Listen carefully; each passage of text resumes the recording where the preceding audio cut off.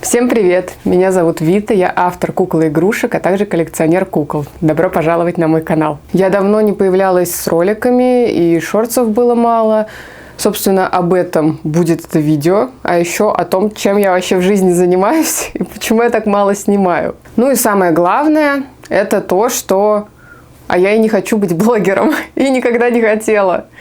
Ну и, конечно, в процессе всего этого я вам покажу свои новиночки, куколок, которые ко мне пришли, и даже устроим мини-распаковку, так что не переключайтесь.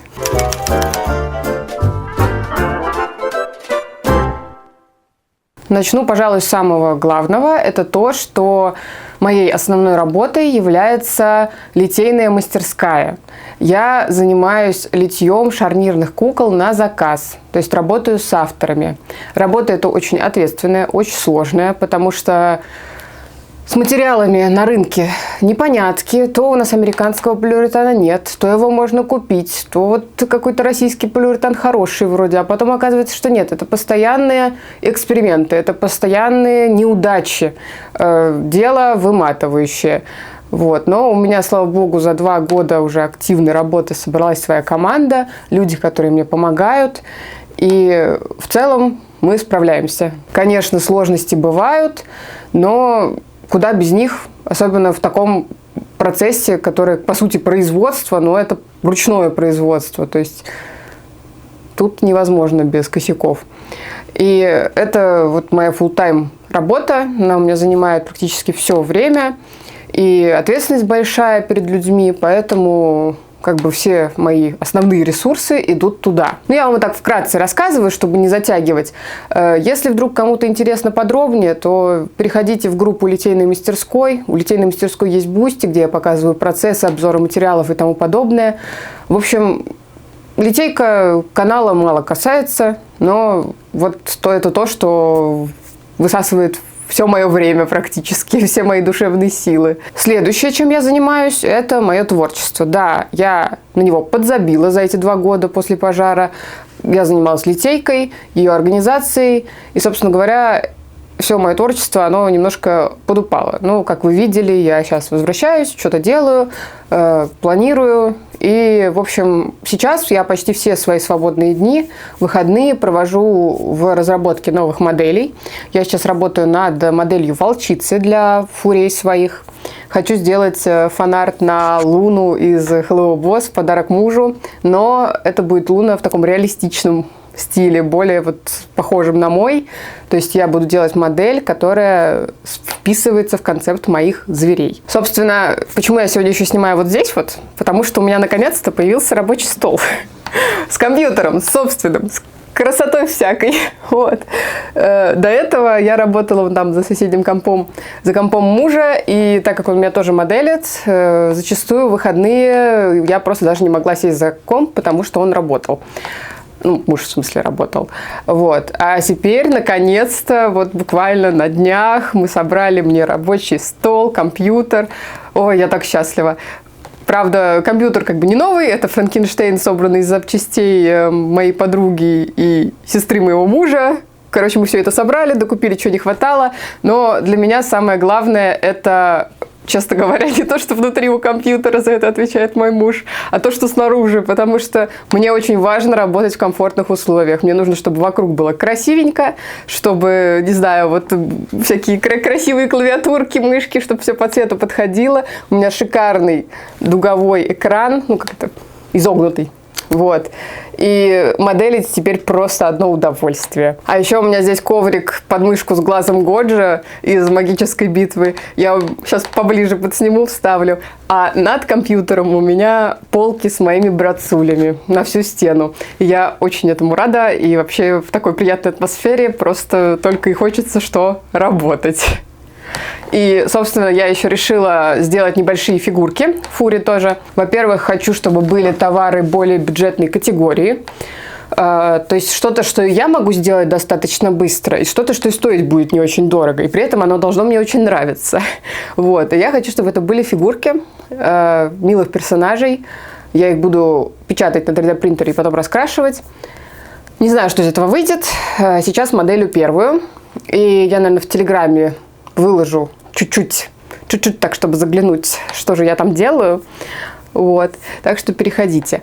Я очень надеюсь, что буду участвовать в Долскаре в этом году, но все, кто участвует, знают, что в этом году прием заявок не на скорость, а будут отбирать конкретно мастеров.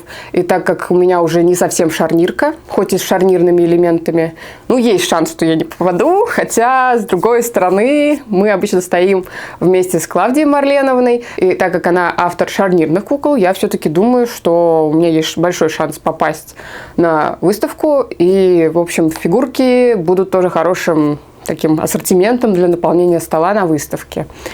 Надеюсь, у меня все получится. За моим творчеством конкретно можно наблюдать в моей группе ВКонтакте. Там я не пощу ничего лишнего, только творческие работы.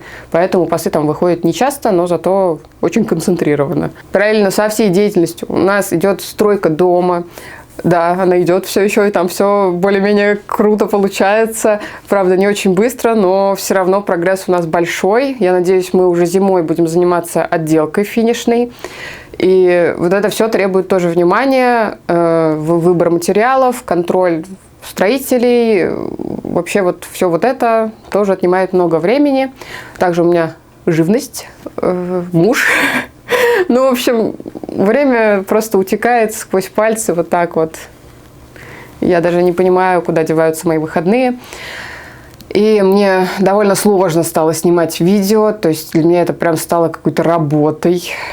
Я не люблю, когда то, что было хобби, становится работой. И поэтому я решила записать и такое видео. Собственно говоря, я хочу его повесить на главную страницу своего канала. Кто смотрит на Дзене, я сейчас говорю преимущественно про YouTube. И дальше буду говорить преимущественно про YouTube. И очень хочу, чтобы это было такое вступительное видео, где люди могли понять, кто я, что я, и вообще надо ли им здесь оставаться. Я вообще была в таких терзаниях последний месяц, наверное. Я думала заводить новый канал, потому что этот канал по статистике, он очень сильно, не знаю, как это выразиться цензурно, похерен, короче, он. Потому что если делать канал именно работой, то надо разделять шорты, разделять тематики. То есть для каждой тематики должен быть свой канал. Я же свой канал вела как хобби, пихала сюда вообще все. Но вы можете посмотреть здесь и обзоры, и про мастерскую, и про мое творчество, короче, про все. Это неправильно с точки зрения именно продвижения. И самое неправильное, что я сделала, это стала публиковать сюда шорты. Потому что шорты – это совершенно другой формат контента. Шорты набирают много просмотров, с них приходит много подписчиков. Но эти люди не смотрят и не лайкают большие видео практически. Поэтому у меня статистика шортсов просто в небе. И подписчиков много. А статистика обычных видео у меня, ну, как бы средняя. То есть, да, смотрят, но не так, чтобы очень много. И меня все это вгоняло в уныние, потому что я думаю, ну, зачем я это делаю? Ну, для чего, если ничего не продвигается? Хотя, как бы, шорты меня радуют. То есть, мне нравится их делать. И как-то нет какого-то обязательства. При этом люди смотрят очень много. Но я не знаю, зачем.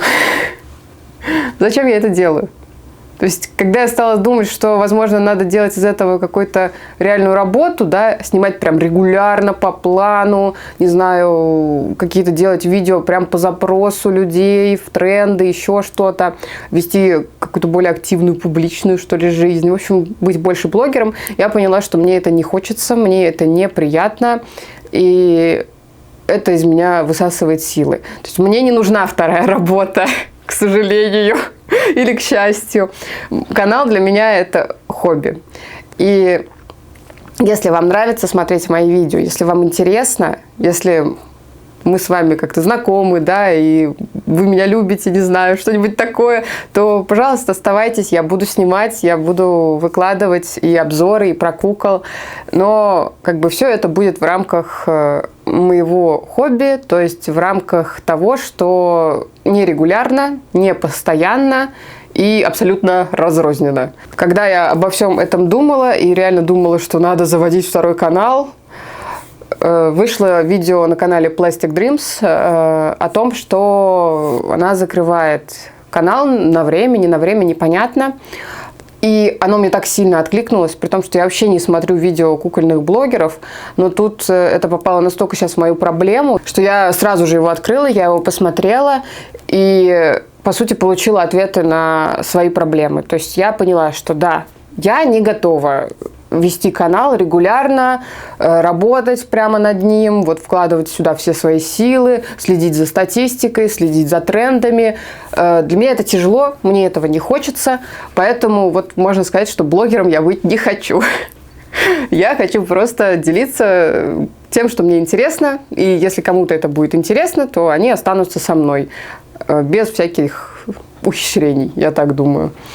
По этой причине пока никакого нового канала не будет. Никто не знает, что случится потом. Может быть, мне так все это в итоге понравится, и я вообще втянусь навсегда и заведу в итоге отдельный канал, и буду вести его только посвященный куклам. Не знаю. Но пока вот все будет так. И по этой причине я закрою личный Бусти. Я просто не смогла определиться, какой там должен быть формат. То есть, с одной стороны, я придумала и темы, и все такое, но Бусти у меня такой же получился смешанный. То есть, и творчество, и куклы, и все дела. И из-за того, что контента на моем YouTube-канале достаточно мало, контента на Бусти тоже достаточно мало. И в основном туда подписались люди, которые хотели посмотреть на мой творческий проект. То есть я там очень подробные посты делала с описанием процесса создания игрушек своих. И, в принципе, возможно, в будущем он станет такого формата. То есть, возможно, я его прикреплю именно к своей творческой странице и оставлю там только творческие проекты. Вот, спасибо большое всем, кто все-таки подписался. Я вас очень сильно люблю. И я действительно очень благодарна, что вы поддержали, несмотря на то, что у меня все вот так не устаканено, не постоянно. Вот, в общем, можете отписаться. Я, наверное, сделаю вот один пост, подробно покажу модельки фигурок, вот это вот все, то, что я сейчас моделю, модельку волчицы, то есть там вот в Бусти сейчас сделаю пост, покажу все подробно. И кто хочет посмотреть предыдущие творческие фотки, то тоже можно туда зайти. Вот. А дальше я пока не буду его вести, поэтому как бы нет смысла там оставаться. В общем, если хотите прям все видеть, то добро пожаловать в Телеграм. Если хотите только творчество, ВКонтакт. Если хотите посмотреть литейку, ссылки тоже в описании. Тут на Ютубе разношерстный контент с видео и шортсами. А если вам неудобно смотреть на Ютубе, то все дублируется на канал Дзен. Вот так вот. Все, давайте перейдем к моим кукляткам. Наконец-то моя любимая часть. Сейчас вам все покажу. Первого, кого покажу, это парнишка Кэмерон Степов, Братц. Я собираю коллекцию степов парней. У меня там еще Итан стоит. Не самая популярная серия, и у них повторяются многие элементы с элементами других выпусков. Поэтому не то чтобы просто, но и не то чтобы сложно его собрать. Мне очень нравятся пацаны Братц, очень. Вот каждый раз, когда получаю нового, я просто схожу с ума от восторга. У него такие красивые шорты. Они прям классные. И ботинки. Вот так сделаем. Покажу вам его поближе. Очень у него красивые боты и шорты. Мальчик приехал ко мне из Америки. Оставлю ссылку на посредников, на моих любимых девочек Липси Пикси, через которых я почти всегда заказываю кукол из лотов из Америки. Вместе с ним приехала вот эта прекрасная Саша. Прекрасная, замечательная Саша. Коллекция называется Flaunt It. Там еще совершенно великолепная Джейд, но как-то у меня не было средств ее купить, хотя я уже видела на Авито. Но вот Саша именно из американского лота мне попалась достаточно недорого и практически в полной комплектации. И прям удивительно красивая серия.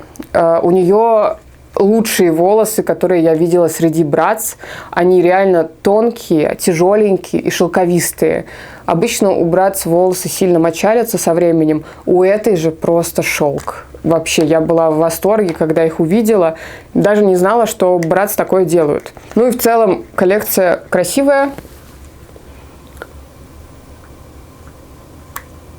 Вот, куколка классная. У нее есть еще второй аутфит. Видите, как волосы блестят красиво.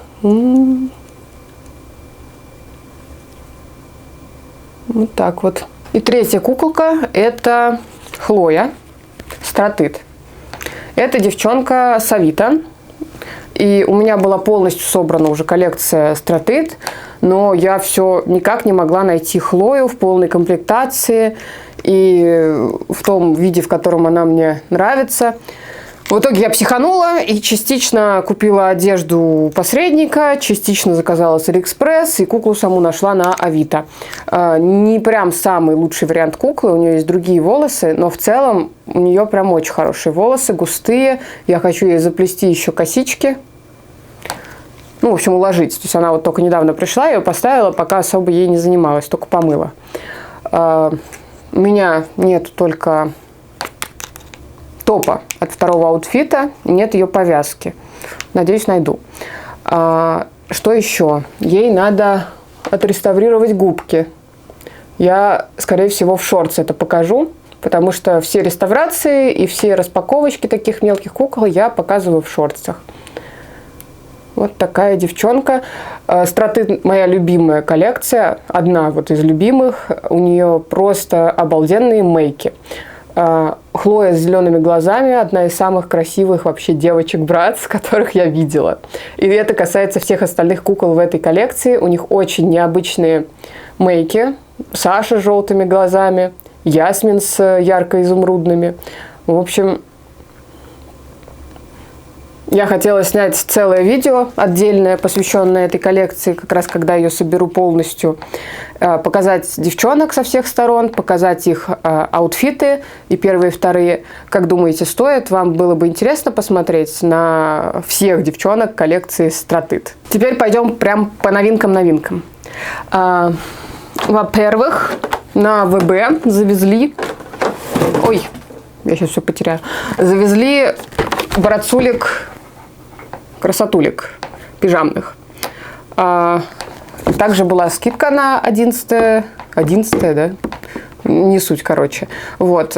4000 каждая. Это прям недорого, потому что у посредников они в среднем по 5. Сейчас уже цены начинают падать. Но когда я увидела их за 4, я, конечно, не смогла удержаться. Мне очень нравятся пижамки. Очень сильно. И мне в целом нравится перевыпуск. Хотя у меня не было девчонок старых выпусков. Вообще я как бы никогда ими особо не интересовалась. Это такая последняя для меня была тема пижамная. Я сперва собирала других кукол. Но перевыпуски, конечно, невозможно не взять, учитывая, что я очень люблю брать в коробках. Мне очень нравится, как они выглядят в коробках. По этой причине... Вот я их даже не буду распаковывать. Конечно, очень хочется потискать, очень хочется потрогать, но я просто думаю, что у меня будет как с панками, что когда я панков распаковала, у меня, как они мне перестали нравиться так сильно. То есть я смотрю на полочку, и, в общем, я Jade Punk решила продать, правда, без одежды. В общем, у меня на Авито можно посмотреть объявление, если кому надо, покупайте. А еще Jade Always тоже я продаю, так что перейдите туда, посмотрите. Ну, в общем, что про них сказать? Сначала я очень сильно хотела Мейган, но мой ВБ-пункт, он прислал мне куклу с стертыми губами. Там прям, знаете, отпечаток на блистере был, как будто ее впечатали в этот блистер и стерли ей губы. И потом я перезаказала Сашу, потому что я подумала, что мне сейчас пришлют ту же самую Мейган, если я перезакажу, и смысла в этом нету, а скидки уже могут пропасть. Ну, Саша у меня здесь любимица. Я, кстати, от себя вообще не ожидала, но Саша для меня во многих сериях оказалась любимицей. И сочетание цветов, мне очень нравятся ее рыжие губы, и вот эти вот халат желтый, и кролик огромный, просто прелесть. Потом я опять перезаказала Мейган спустя там 2-3 недели, и мне опять прислали ту же самую со стертыми губами. Вот прямо в той же коробке, которую я распечатывала. Короче, с Мейган у меня не сложилось, поэтому взяла Хлою. Вот такая Хлоешка красивая. Не сказала бы, что я прям от нее в восторге сильном, но мне очень нравится мейк и глаза. И в целом сочетание цветов голубого, ее рыжеватых волос. Мне кажется, это прикольно, что у Хлои такие рыжеватые волосы. Хоть многие были этим и недовольны, но это прям очень необычно. Вот. И, в принципе, я особо никого больше не хочу. Вот хочу очень сильно все-таки Мейган. Надеюсь, она приедет ко мне когда-нибудь. Ну, не сейчас уже. Сейчас уже не буду заказывать. Подожду. Потому что, ну, Мейган просто красотка. И со своей обезьяной розовой. Ну, прям розовый. Это мой вайб. Короче, Мейган мне очень нужна. Ну, потом. И остальные девчонки мне не очень нравятся. Джейд я, в принципе, не очень люблю. Ну как, не то, что не люблю, просто почему-то во многих сериях она мне, ну, как бы не нравится, не цепляет она меня. А Ясмин, хоть это и мой любимый персонаж, и во многих коллекциях она у меня любимая, в этом перевыпуске очень странная. У нее какой-то прям тяжелый мейк, как будто она не на вечеринку пришла пижамную, а не знаю куда.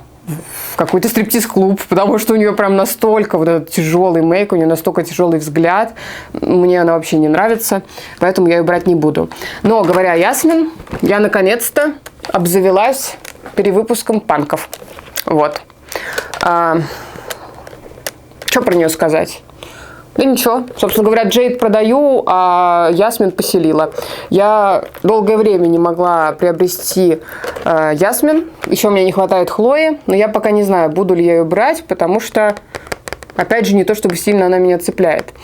Но как бы без Ясмин я не могла, так как я говорю, это мой любимый персонаж. И долго-долго панки стоили по 6-7 тысяч. Я до сих пор жалею, что не брала, когда она была 4. Но мне повезло, и я дождалась. И тоже вот по скидке урвала ее за 4. Я прям очень счастлива. Наконец-то она у меня. Вот она, такая девчонка. Ну, про панков что говорить? Все уже, наверное, их 100 раз видели со всех сторон. Вот. И о чем я говорила, что все панки у меня распакованы. Но Ясмин я не буду распаковывать, вот она останется так, потому что распакованный братс для меня теряют в ценности, в интересе, к сожалению. Это старенькие могут стоять распакованные, а вот новеньких мне хочется оставлять в коробках. Что еще? Еще мне пришла прелесть от Penny Box. Это новая их серия, такие волшебные зайчики.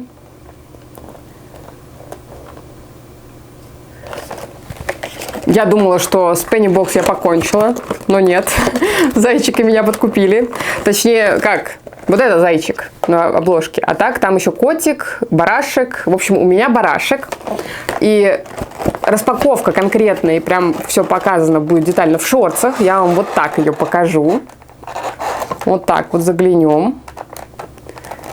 Это девочка-барашек. У нее копытца, рожки, хвостик есть. Так что ждите шортс. Ой, не могу обратно убрать.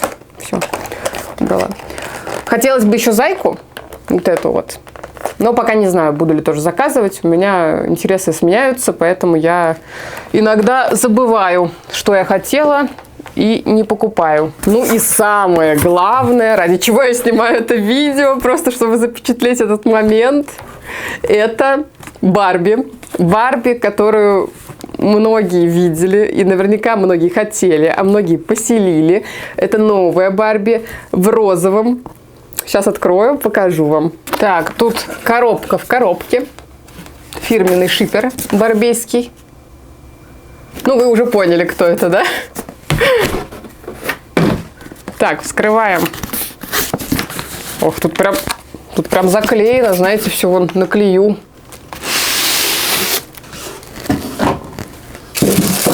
Так, вы первые посмотрите. Надеюсь, камера сфокусируется. Вот она, моя фея. О, боже мой.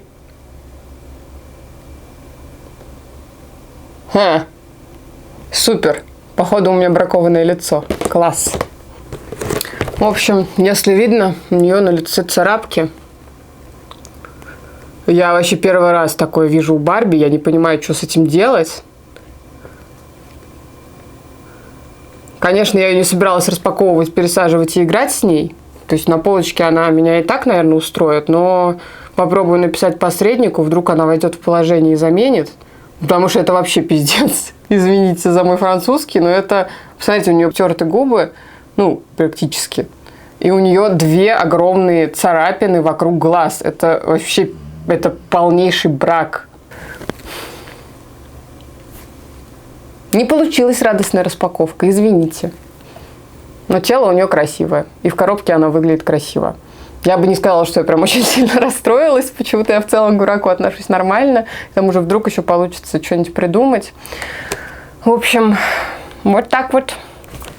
Но сама кукла, конечно, очень красивая, особенно в коробке. Я ее распаковывать не буду. Сзади тут такая красота.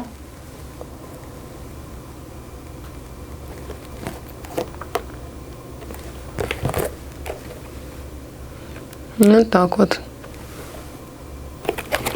Ладно, забудем о ней. Я, короче, жду еще одну Барби. Fashion Frontier, тоже вся в розовом, блондинка. Это вообще моя любимая тема, похоже. Надеюсь, она придет нормальная. Вообще, первый раз у меня такое, что вот от Mattel через посредников приходит такой брак. У меня всегда все было нормально. Ну, может где-то быть размазана немножко помада, где-то, может быть, подстерто убраться. Но в целом таких серьезных проблем никогда не бывало. Будем надеяться, что это разовая акция, и я с ней разберусь. Зато братулик у меня много красивых. Барби все-таки это не мой приоритет. Ладно, в общем, все рассказала, что хотела, все показала. Следите за шортсами. Если вам есть что мне сказать, не знаю, поддержать меня по поводу этой ужасной Барби, то пишите. Все, всем пока.